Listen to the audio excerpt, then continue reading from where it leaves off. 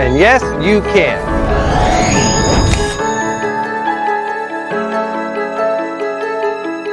Hi friends, I'm Les Mood, your host. Welcome to the Energy Independent Show, where we cover product reviews, interviews, and hot energy news. Solar Power International starts its third week, SPI ESI North America Smart Energy Week. Stay tuned for a chance to win a ticket. Make sure and follow us on LinkedIn, YouTube, Facebook, and Twitter. The Indian Express reports in a video. Bengaluru Airport to City Center in 10 minutes. Virgin Hyperloop to study feasibility.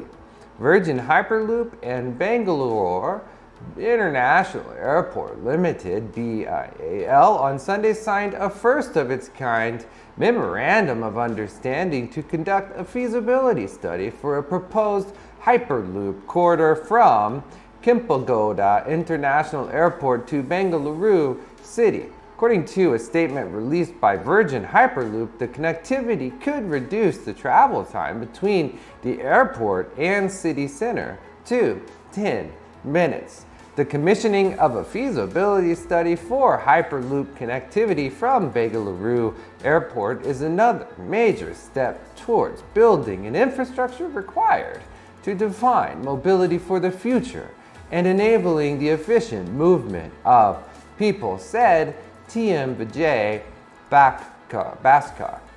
Innovation Week is next week, the 5th of October through the 8th, by International Renewable Energy Agency, Irena, its third edition.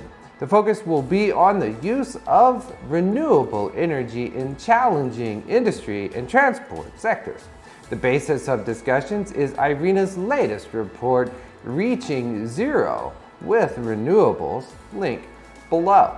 There will be a high-level opening session with the European Union and African Union opening the event up with their regional perspective, followed by the World Economic Forum President, UK and UAE ministers discussing climate change, energy, and industry, and close with a few keynote remarks from Germany and Canada at least.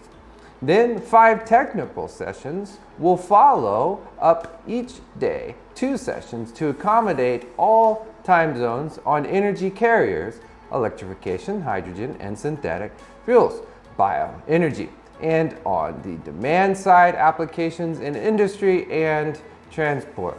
Youth will have their sessions too. There will be a high level of closing sessions looking forward with a climate change champion from Chile, UK, COP26 presidency, and then cross-sectional discussions with public and private sector. Clean Technica zones in on the best places for solar power if you want to clean the US grid going on.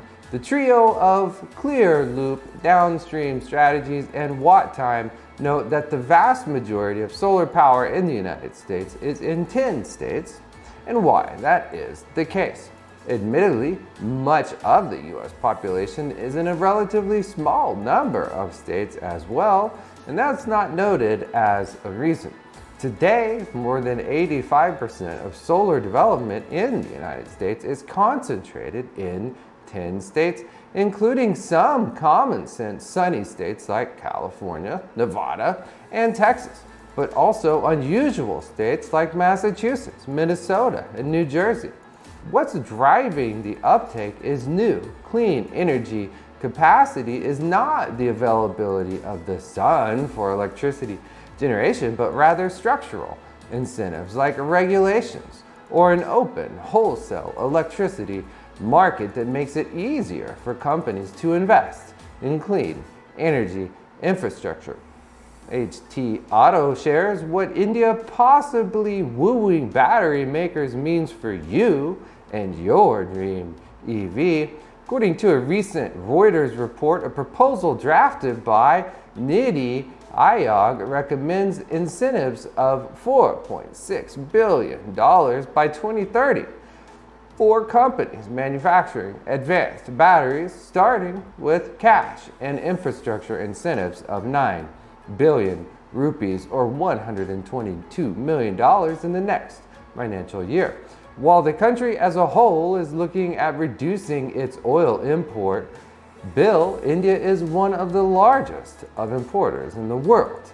The incentives could alone or also come as a shot in the arm for EV makers in India like Tata Motors and Mahindra. It could also make international players in the Indian automotive scene concentrate on EVs here with more enthusiasm. At a time when India is looking for a big push towards electric mobility, factors such as a scrapping policy for old vehicles, supporting infrastructure, and options in the market will have a bearing on whether the push does come to shove in a good way, of course. The biggest factor, however, would be how affordable EVs can be here, and local battery production could indeed put such vehicles within the reach of the common cities. Live Mint reports NTPC pivots from thermal to green. NTPC has around 4 gigawatts of renewable capacity, mostly solar, and plans to add at least 5 gigawatts solar capacity in 2 years, and it will acquire at least 1 gigawatt of operational solar projects as part of its strategy to have a 32 gigawatt clean energy portfolio by 2032. We aim to add 32 gigawatts of renewables, both by organic and organic route, and aim to become the largest renewable energy company in India, Singh said. India has been trying to rejig its energy mix in favor of green energy sources and has become one of the top renewable energy producers globally, with a plan to achieve 175 gigawatts by 2022 and 500 gigawatts by 2032 as a plan for climate commitments. RMI org informs us even a recession can't stop the energy transition. 2020 has been quite the year. Virginia became the first southern state to commit to 100% zero carbon electricity. Houston, Dallas, and Kansas City announced carbon neutrality goals. Several utilities announced plans to go coal-free. 15 states plus the District of Columbia committed to 100% zero emissions medium and heavy-duty vehicles by mid-century. Electrify America completed the first cross-country electric vehicle charging route. The largest oil and gas producing state in the East, Pennsylvania, and the first state in the Permian Basin, New Mexico, advanced rules to reduce emissions from the oil and gas industry. Colorado and Virginia enacted policies to phase out super polluting hydrofluorocarbons, HFCs, which combined with industry action have been followed by bipartisan U.S. Senate support for federal HFC legislation. Across the country, states, cities, businesses, and other local leaders have continued to drive ahead toward a fully decarbonized economy. This despite the immense challenges posed by a global pandemic and economic recession.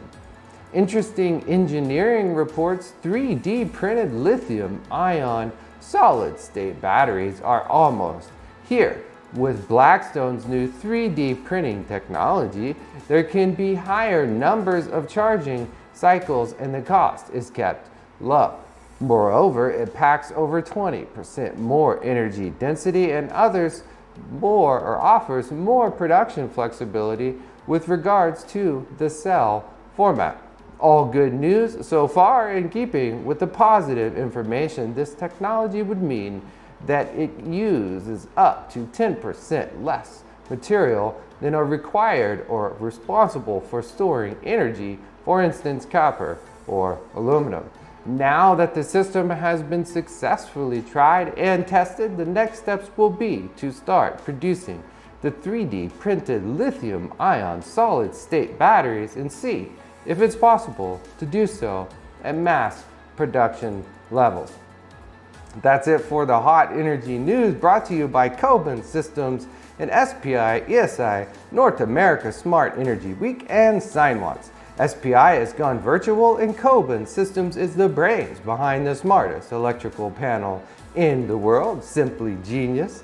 Watts puts the power in your hands with vehicle-to-grid technology, a microgrid on wheels. The revolution is here. Thank you for joining us. Feel free to like, comment, share, and follow, and we will see you soon.